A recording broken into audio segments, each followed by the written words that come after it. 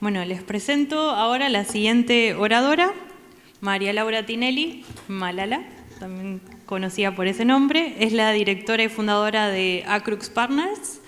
Tenemos el placer también de tenerla acá, que no siempre es posible porque ella divide su tiempo entre Argentina e Inglaterra, así que muchas gracias por venirte.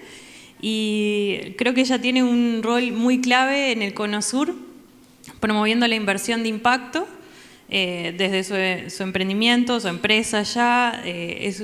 Con Acrux fue una de las creadoras de los primeros bonos de impacto en la región, así que de verdad es un placer tenerla acá.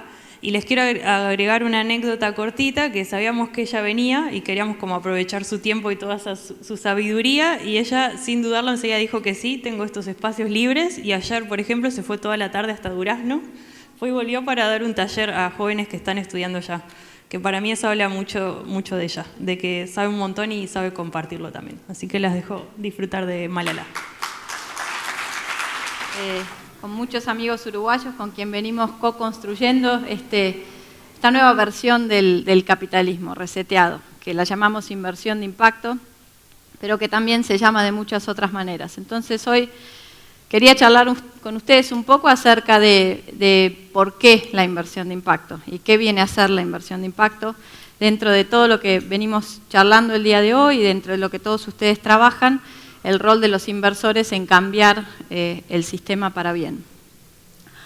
Voy a empezar a hablar por el manual del capitalismo, o así es como la mayoría de nosotros lo entendimos o lo entendimos hasta hace un tiempo en mi caso, o nos lo enseñaron así.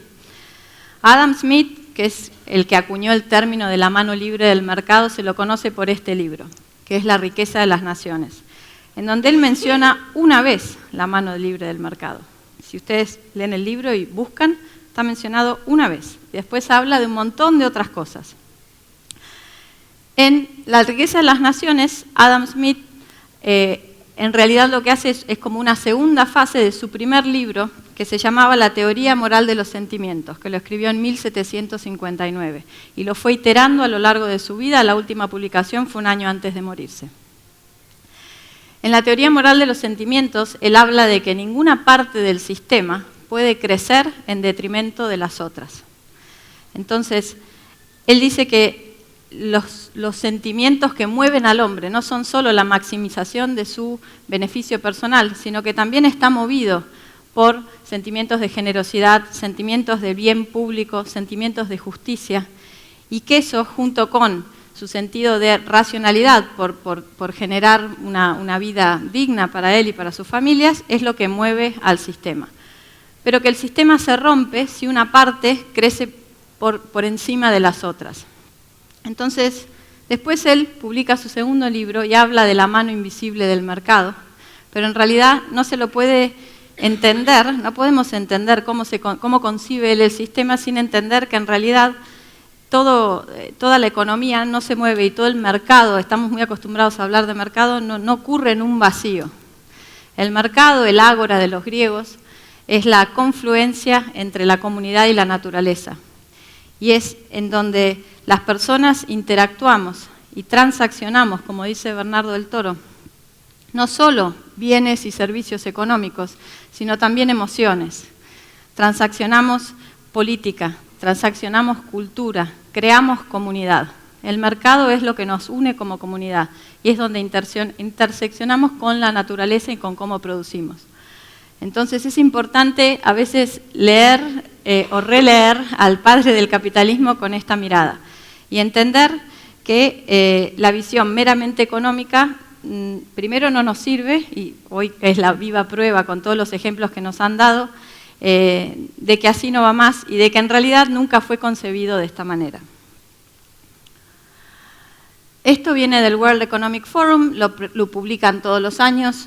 Esto se sientan a la mesa un grupo de expertos que vienen desde los gobiernos hasta el sector financiero, sector corporativo, ONGs, y mapean los riesgos que los actores de líderes mundiales, digamos, consideran son los que van a tener mayor impacto negativo en la comunidad y en la economía, y por otro lado, los que tienen mayor probabilidad de ocurrir.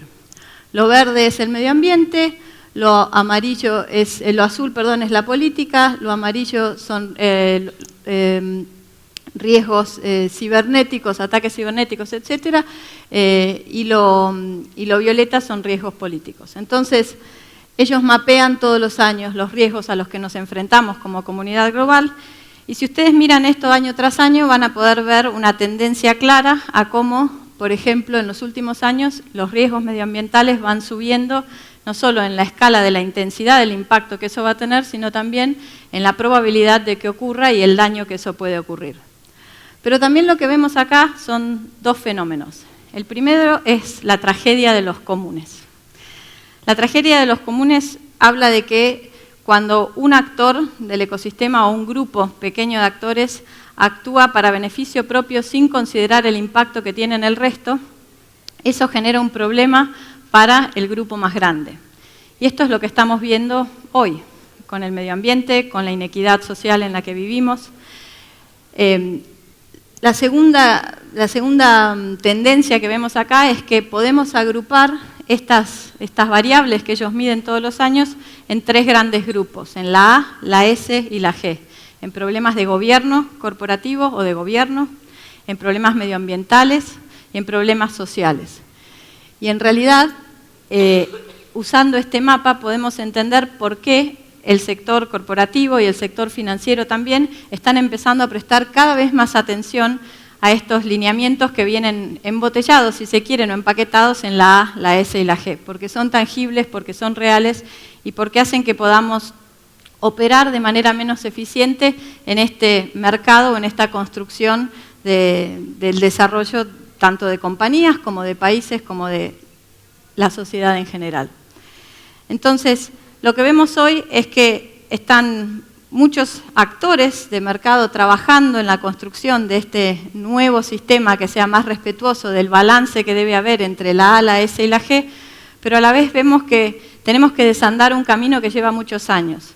Un ejemplo que a mí me impactó fue que de 1978 a ahora, en promedio, el ingreso de los directores de las compañías creció en un 940%. Mientras que el ingreso promedio de los trabajadores de esas mismas compañías creció un 12%. Entonces, en 41 años hemos logrado sembrar la inequidad de una manera formidable. También vemos esto en la naturaleza, lo que está pasando en Brasil, y un dato del país del que vengo, Argentina deforesta una cancha de fútbol por minuto. Perdimos 12% de los bosques que tenía el país en los últimos años. Y esto es, una vez más, una demostración de que estos puntitos en un diagrama que lo discuten en el World Economic Forum son algo muy real y es parte de por qué el sistema no está funcionando y por qué tenemos que volver a las bases del sistema capitalista como fue concebido en el origen. Entonces, hoy hablamos un montón de los millennials y la generación Z, esta generación que nos inspira a hacerlo mejor. Traigo esta foto a colación, pero en realidad quiero hablar de la presión que viene de abajo hacia arriba para cambiar el sistema y en la que estamos todos imbuidos. Los millennials y la generación Z son una fuerza importantísima para hacer que esto ocurra. Pero también, y siguiendo un poco con lo que comentaba Jackie Pelz esta mañana, de que estamos en una era de cambios, en una era de cambio, yo creo más que estamos en un cambio de era, ¿no? Perdón, era de cambios o cambio de era. Yo creo que estamos en un cambio de era que viene de la mano de ellos, pero que también viene de la mano de nosotros. El 19 de agosto, el World Business Leaders Council lanza una comunicación formal, está compuesto por 192 CEOs de las compañías más grandes del mundo, en donde dicen que generar valor y generar ganancias solo para los accionistas, sin considerar a los empleados, a la comunidad, al planeta, a los otros stakeholders, que no existe esa palabra en español, es importante y es un requisito que se le hace a todas las corporaciones que funcionan en la economía americana y en las economías mundiales. Entonces, 192 CEOs se ponen de acuerdo para decir, basta, hasta acá, no podemos seguir así. La ganancia de accionistas desmedida, sin propósito, no tiene ningún sentido. O Larry Fink, que es el CEO de uno de los fondos de inversión de capital privado más grandes del mundo, que se llama BlackRock, que en el 2018 y en el 2019 le escribe una carta a todas las corporaciones en las que invierten, que son muchas, para decirles, señores, a partir de este momento, si ustedes solo me reportan información financiera y no me demuestran cómo además están considerando al planeta, a las sociedades donde operan y a las comunidades que trabajan con ustedes, no me sirve más, vamos a perder el interés de invertir en ustedes, tienen que hacer algo más. Estos son cambios que hablan también de que esta presión que viene de abajo hacia arriba, viene no solo de la mano de los millennials y la generación Z, sino que viene de la mano de todos nosotros. Viene de la mano también de la naturaleza. A mí me gusta lo que hizo Ecuador con su constitución, en donde le dan personería a la naturaleza. Entonces cualquiera de nosotros, si eso ocurriera en nuestros países, podríamos salir a defenderla. Podríamos poner un caso contra el Estado si alguien viola la naturaleza, porque tiene derechos como cualquiera de nosotros. Y la naturaleza también está empujando de abajo para arriba. No sé si alguien oyó hablar de lo que son los stranded assets. En inglés suena lindo, en español quiere decir son activos que no podés usar. El mejor ejemplo que tengo para darles es una compañía que explota hidrocarburos. La compañía está evaluada en miles y miles de millones de dólares porque tiene no solo un profit que va generando trimestre tras trimestre, sino también porque tiene una proyección de la explotación de recursos que están enterrados en la tierra o enterrados abajo del mar. Hoy en día esas compañías pierden rápidamente el valor. ¿Por qué? Porque se dieron cuenta de que si explotaran esa proyección de extracción de hidrocarburos que tendrían a su disposición, si no nos hubiéramos dado cuenta que tenemos que parar, y como decía la compañera hace un ratito, que tenemos que moderar, no tendrían más mercado, no podrían venderle a nadie más, porque se acaba el planeta donde están operando. Entonces, rápidamente, el mundo financiero está virando a entender que esas compañías perdieron gran parte de su valor. Entonces yo veo que este empuje de abajo hacia arriba viene por las nuevas generaciones, viene por los líderes y tomadores de decisión y todos nosotros que somos una generación más vieja que ellos, que estamos arando el terreno y empujando, y viene también de la mano de la naturaleza que nos está pegando un cachetazo para que nos demos cuenta de que no podemos seguir así. También la presión viene de arriba hacia abajo. Acá no se ve muy bien, pero ven esta curva muy ascendente y vertical que se da principalmente después de la última crisis financiera. Cuando cae, crisis financiera del Ecuador para arriba, que la sintieron fuerte acá, o en Argentina fue una crisis más. Pero en el 2008 cae Lehman Brothers, se quiebra el sistema financiero internacional y al hacerlo los gobiernos salen con plata de los impuestos a salvar a la banca. A la vez empiezan a regular, porque dicen, no podemos permitir que esto vuelva a ocurrir, no podemos permitir que por el egoísmo o la maximización de los beneficios financieros de unos pocos, todos se arruinen. Entonces vemos un auge de regulación y políticas en materia de ASG, ambiente, sociedad y gobierno corporativo, hacia el sector financiero, que a su vez se complementa con un montón de acuerdos y principios que se firman de manera voluntaria, como los principios de las Naciones Unidas para la inversión responsable, como el Pacto Global de Naciones Unidas, como los principios para la inversión de impacto de la IFC, y que se suma ahora una fuerte presión por medir impacto, reportarlo y hacerlo de la manera más coherente y más seria y más como rastreable posible. Iniciativas como el sello de ODS, o como algunas de las iniciativas que se mencionaron hoy, de que está trabajando Sistema B con ODS, son parte de esa regulación más eficiente que el mercado o estos actores clave del mercado están haciendo sobre el sector financiero. Y esto ha generado un efecto muy positivo. Esa misma crisis financiera internacional y esta misma crisis, porque estamos llegando al límite del planeta en cómo consumimos y en cómo producimos, hace que hoy en el mundo haya 2.400 inversores grandes, inversores institucionales, que voluntariamente se suscriben a los principios para la inversión responsable y que al hacerlo tienen el mandato de comenzar a considerar cuestiones medioambientales, sociales y de transparencia en el gobierno corporativo dentro de su análisis de inversión y dentro de cómo invierten. El PRI representa hoy estos inversores, estos 2.400 inversores representan hoy en el mundo 89.6 trillones de dólares en activos bajo administración, lo cual no quiere decir que estén invirtiendo toda esa plata con esa conciencia.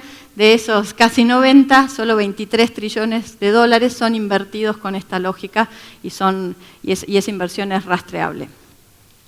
Pero lo interesante de acá es entender algo que a mí me asombró mucho. Yo trabajé para el PRI durante unos 5 años antes de crear Acrux. Y lo que más me asombró, mi momento eureka, fue entender que estos grandes dueños del capital internacional son en realidad fondos de pensión y deberían estar al servicio de nosotros. Y acá vuelvo a lo que decía antes y que el mercado no ocurre en un vacío, el mercado ocurre en la intersección entre la sociedad y el medio ambiente. Es donde todos transaccionamos mucho más que valores económicos. Y si a nosotros nos preguntaran, como ahora es factible y se puede hacer en Europa, ¿qué es lo que queremos hacer con estos fondos de pensión que están guardando con un cumplimiento de su rol fiduciario para el futuro? Probablemente muchos de nosotros no diríamos, mira, sí, invertirlo en armas porque eso es lo que más da, invertirlo en hidrocarburos o trabajo esclavo que nos va buenísimo, me da un retorno trimestral y lo demás, bueno, ya verán las próximas generaciones. Muy probablemente elegiríamos otra cosa. Entonces, está bueno entender que tenemos el derecho, no más como aportantes de algún fondo de pensión, de empezar a reclamar que nuestro capital se invierta con esta lógica diferente. Por suerte, el sector financiero se dio cuenta, la regulación ha ayudado muchísimo a que esto así sea, a que el rol fiduciario que tienen los fondos de inversión y de pensión cambie para incluir el deber del cuidado de la naturaleza y el deber del cuidado de las sociedades donde operan como parte del deber a la par de generar un buen retorno para sus pensionistas. Entonces, esta es como la primera gran foto del mercado de inversión orientado hacia la inversión responsable. Y el segundo clic es la inversión de impacto, que es en realidad a lo que me he dedicado, a lo que se dedica Acrux, que hoy en el mundo representa 502.000 millones de dólares. De nuevo, no todo esto está invertido, hay una intención de inversión y después hay una parte que está invertida. La inversión de impacto viene creciendo a un ritmo del 17% anual promedio, lo cual es altísimo para el sector financiero. No hay muchas clases de activos que crezcan a esta velocidad y por muchos años consecutivos desde que se empezó a medir. En América Latina, la inversión de impacto dentro de lo que son inversores locales se ha duplicado en los últimos años y por otro lado se empiezan a ver como un cambio en qué tipo de empresas están recibiendo este tipo de inversión, qué tipo de fondos están surgiendo y se empiezan a ver las primeras salidas, o sea, esos inversores que vinieron a invertir a la región o que nacieron de la región empiezan a ver las primeras salidas exitosas de las inversiones que hicieron.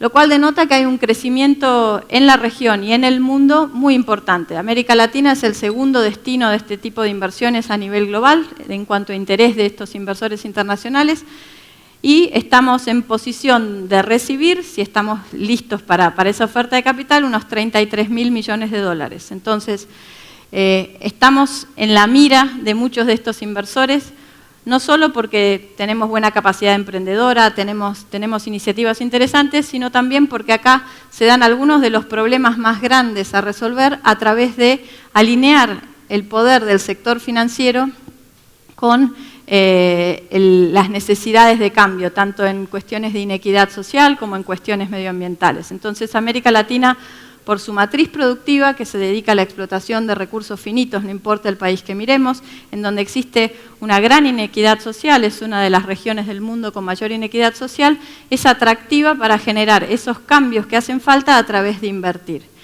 ¿Y por qué? Porque, como decía Gaby esta mañana, el sector financiero es el sector que por excelencia tiene la capacidad de generar este cambio, tiene la capacidad de generar un efecto cascada, desde la intención de inversión hasta las empresas en las que se invierte, hasta el impacto que esas empresas generan y cómo se le exige.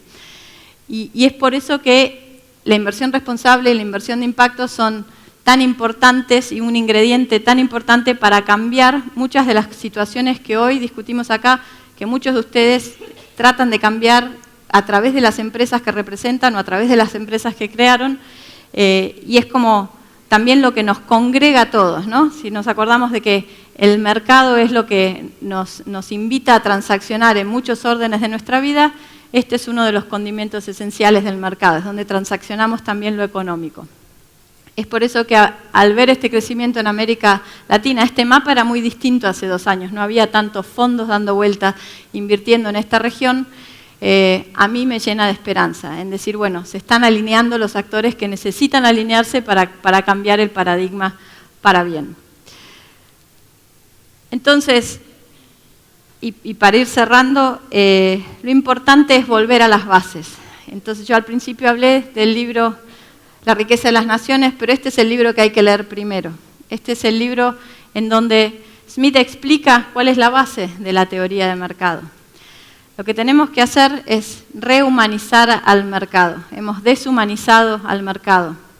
Y en ese rehumanizar al mercado, en ese volver a acordarnos que en el centro del mercado estamos nosotros y está la naturaleza, vamos a volver a las bases, vamos a volver a entender que no solo importa el beneficio personal o el beneficio de unos pocos en detrimento de la mayoría, sino que también tenemos que considerar que no podemos crecer si todos no crecemos de manera relativamente equitativa. Entonces los dejo con esta reflexión que sale de la lectura de ambos libros y los invito a seguir este camino. Creo que, como decían a la mañana, estamos en un cambio de era, estos cambios toman mucho tiempo, probablemente veamos los albores del cambio que estamos sembrando ahora. Lo importante es que no bajemos los brazos, que trabajemos en conjunto con las nuevas generaciones y bueno, y que lo hagamos desde todos los sectores. Así que muchas gracias y un placer.